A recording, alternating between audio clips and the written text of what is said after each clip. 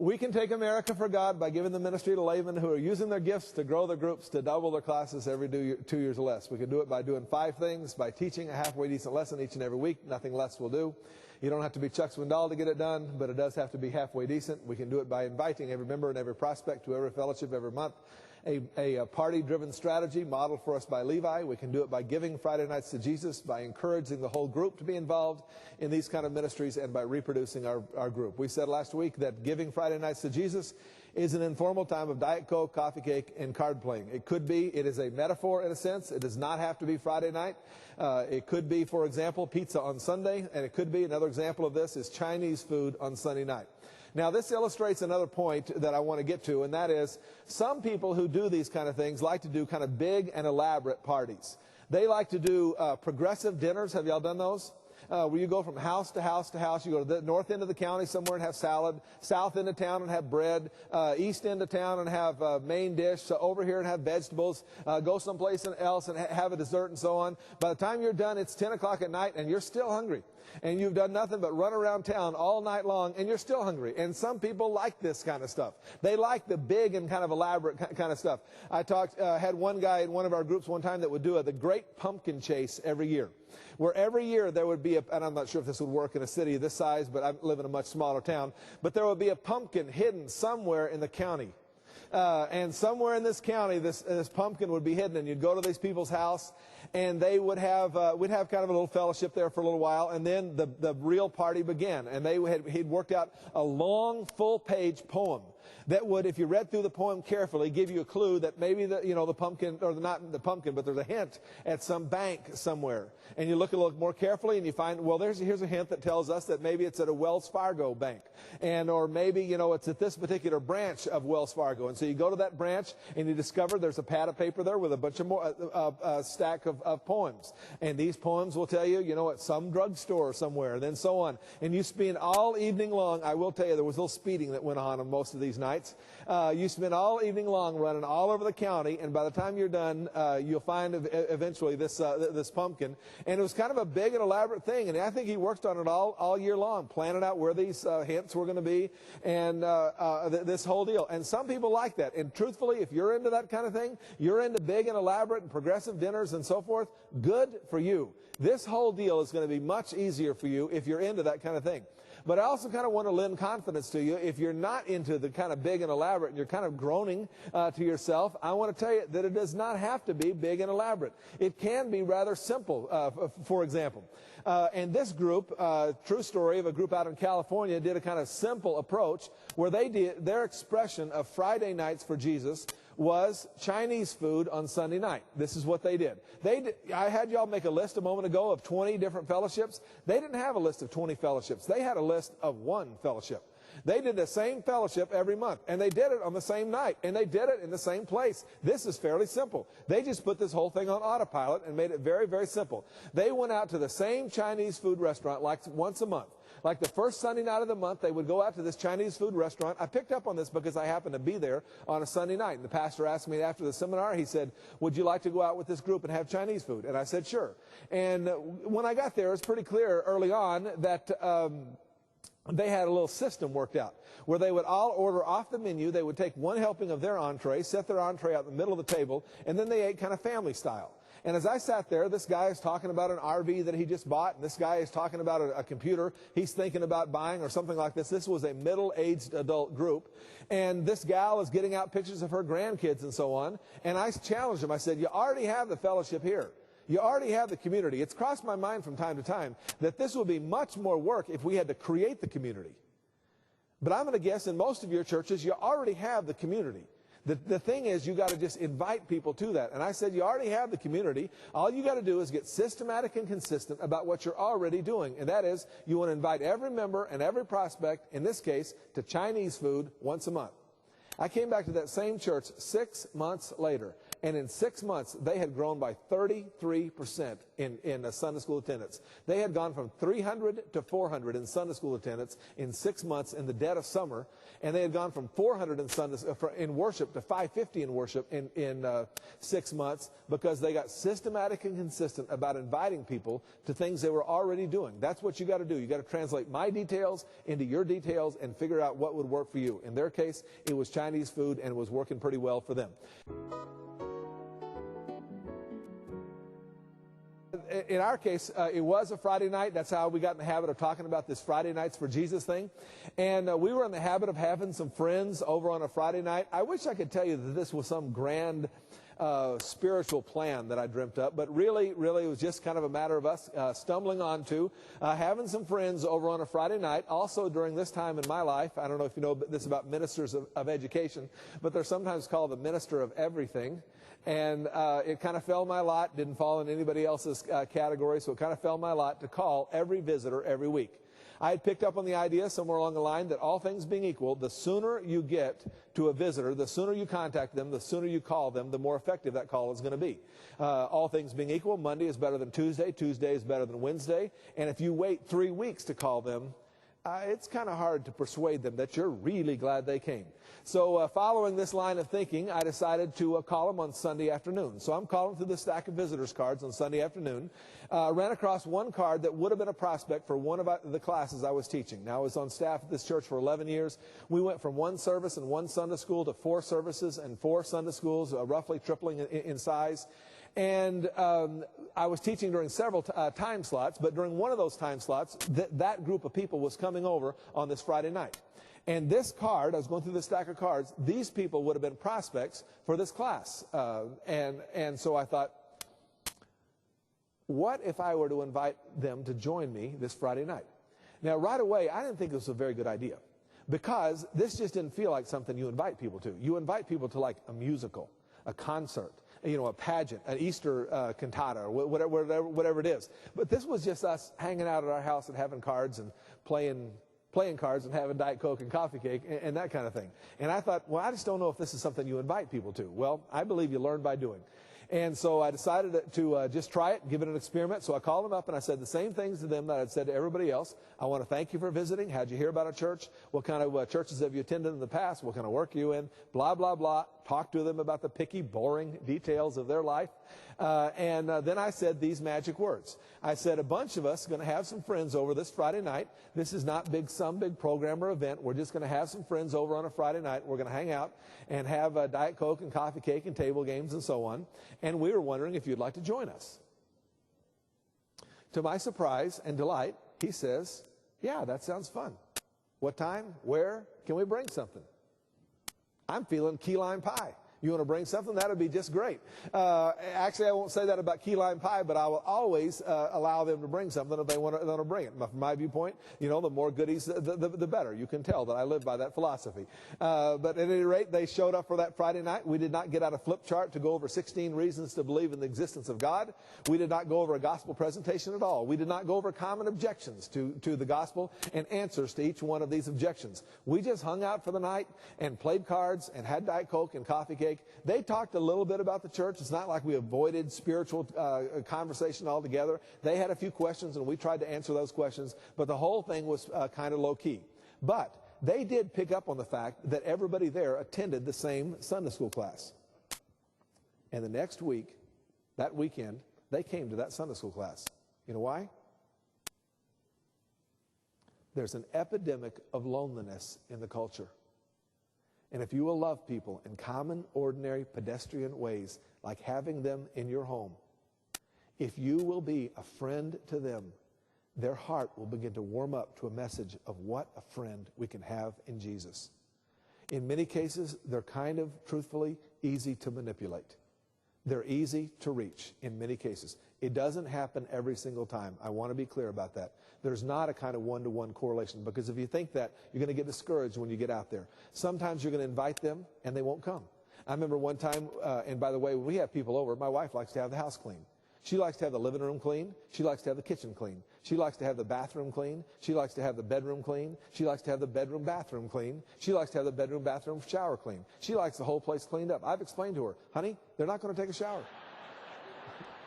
But anyway, we like to have the whole house cleaned up. And truthfully, I'm no hero. I don't want to try to overstate the case here. I'm no hero in this kind of thing. But, I will try to do, my responsible, at least fair share, or maybe at least a little bit of the help along those lines. And so, Friday afternoon, I'm vacuuming the floor and making the coffee cake and going to the store and buying the Diet Coke and so on.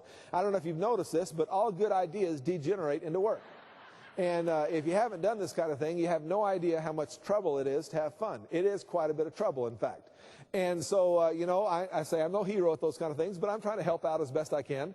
And I had called, and also I typically did most of the calling myself. And so I called on Monday night, and I invited 4 different couples, which I later learned is too many. But at any rate, I was kind of learning as I went. And at any rate, I called 4 different couples, and 4 couples told us on Monday night that they could come. On Thursday night, I called them back, and I said, just wanted to call, just wanted to confirm, wanted to make sure you're going to be able to be here. 4 couples told me they would be there. Friday afternoon, what am I doing? I'm vacuuming the floor, I'm making the coffee cake, I'm running to the store, I'm buying the Diet Coke, I'm running around, I'm getting everything all set up. 7 o'clock rolls around. None of them showed up. 7:15, 7:30, still none of them. I remember I got on the phone and called this guy. His name was Ron. Ron, where are you?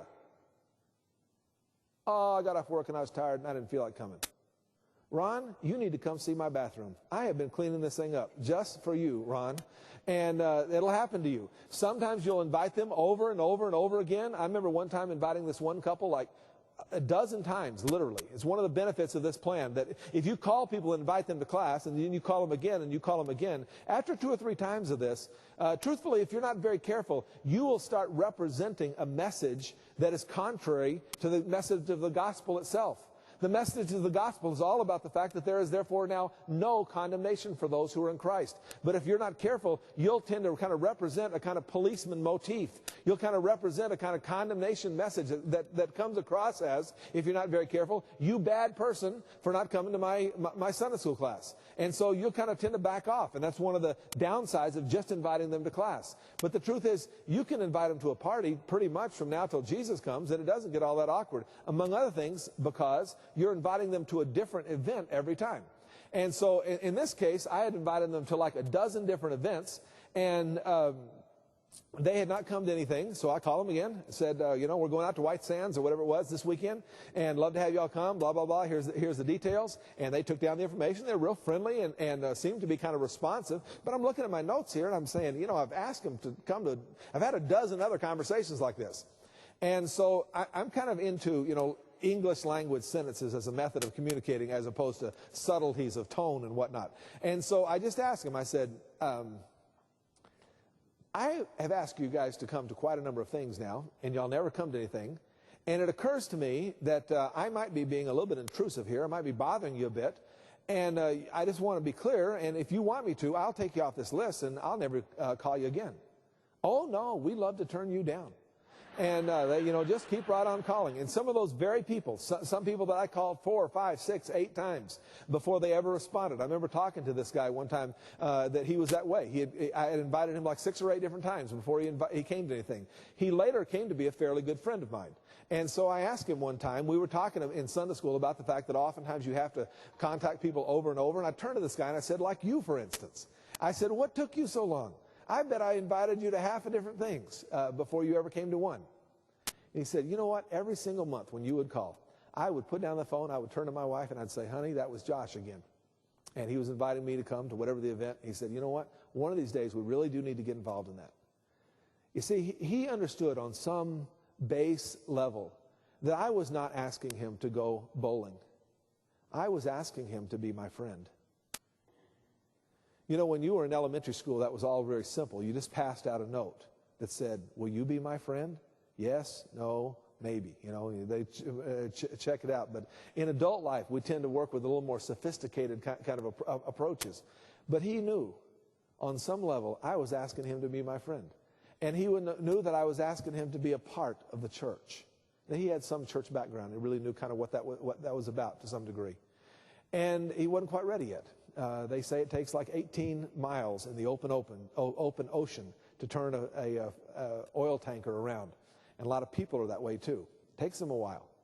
And oftentimes we present an approach that's, accept the message right now. No? Okay, well, see ya. And some people are going to take a while.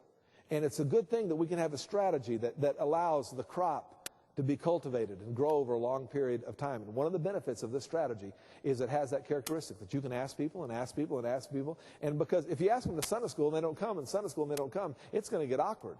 But if you ask them, we're going to go to Red Lobster this week, we're going to go bowling next time, so on, it's just friendly. It's not awkward. It's just friendly. So at any rate, we're having the habit of having these people over. We invite these people. They came to both church and to Sunday school. They came back the next week and the next week and the next week. A month later, and during that period of time, they heard the message of the gospel. About a month later, they placed their faith in Christ. We had some more people over and they joined the church. We had some more people over and they joined the church. We had some more people over and they joined the church. I'm a little bit cerebral and curious and decided to after about 6 months, do a little research. And so I went through our database and I discovered that there had been 43 couples who would have been prospects for this one class, who had visited during this period of time. It was roughly 6 months. It was I didn't really care how long it was. It was just from the time that first couple that I talked about, from the day they visited until that day I decided to do the research. I just went through and counted the number of couples that we had visited that would have been prospects for that class. It could well have come to that class and joined the class and been involved. And I discovered there was 43. Of the 43 that came, we had 33 into our home. No, excuse me, the other way around. We had 10 into our home. 33 we had not had into our home. Of the 33 we did not have into our home, 3 joined the church. Now, I didn't know this at the time, but I've done some research since then that indicates that this is just about the national average. That on average, 87% of the people who visit our churches do not join those churches. You see, we think our problem is we can't get people to come to church. That's not our problem. Our problem is they've been to church. And many times we can't get them to come back. And one of the best ways I know of getting them to come back is to feed them your coffee cake. Get them into your home and play cards with them, and it's really, really effective. Now, of the ones who we didn't have into our home, we did this every 2 or 3 weeks. Once again, people want me to connect all of the dots. Exactly how do I do this? Exactly how many times a month do I have to do this, and so on. I can't connect all the dots. You got to kind of work within your own schedule, and you do it as often as you can. For us, it was every 2 or 3 weeks we would do this kind of thing, just as our schedule would allow. But of the ones we had into our home, 3 out of 30 did not have into our home, 3 out of 33, which is just about the national average. The question is, I've told you a lot of stories, but the question is, does this strategy really bear up under the weight of hard research? How big is the dark blue slice if we can get them to our home and we can feed them our coffee cake?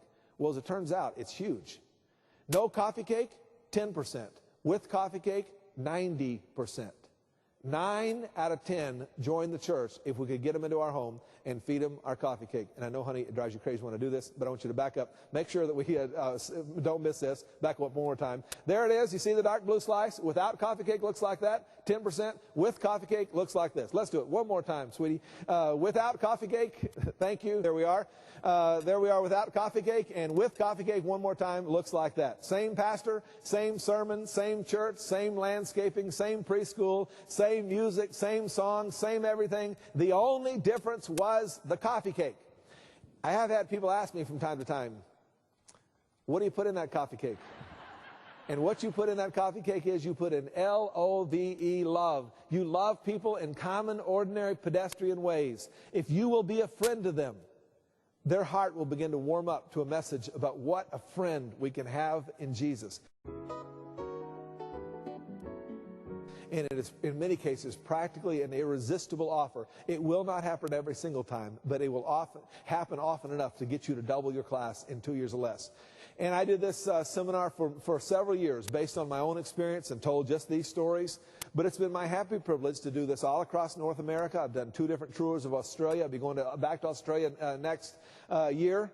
And I'm seeing real positive church feedback from churches all over. One guy, for example, out in Florida told me, he said, I'm hitting 100%. Every single solitary person I've had in my home, and I've joined my church, and I fed my coffee cake to, has joined my church. Pagans who moved to town from California And Baptists who move to town from Alabama will join my church if I can get them into my home and I can feed them my coffee cake. Now, this guy's from Florida, and I don't know about you, but I really don't trust the math of people from Florida very well. Can I get an amen on that right there, huh? All right, so, you know, I'm a little suspicious about this guy's 100% number. I'm thinking, you know, there has to be someone somewhere along the line that he might have missed up on. But you know what? He could be off just a bit and still pretty impressive number. And I had a guy in Ohio tell me, lives in Texas now, but lived in Ohio at the time, told me he was hitting 87%. Another guy in Oklahoma told me 9 out of 10. Another guy in California told me 9 out of 10 of the people that we have in our home and we feed our coffee cake will join our church. Same pastor, same sermon, same church, same everything. The only difference was the coffee cake. And the reason is this. As Rick Warren says it, people are not looking for a friendly church. They're looking for friends. They're looking for somebody who will scribble their name on the backside of their phone book. They're looking for somebody who will program their phone number into their phone.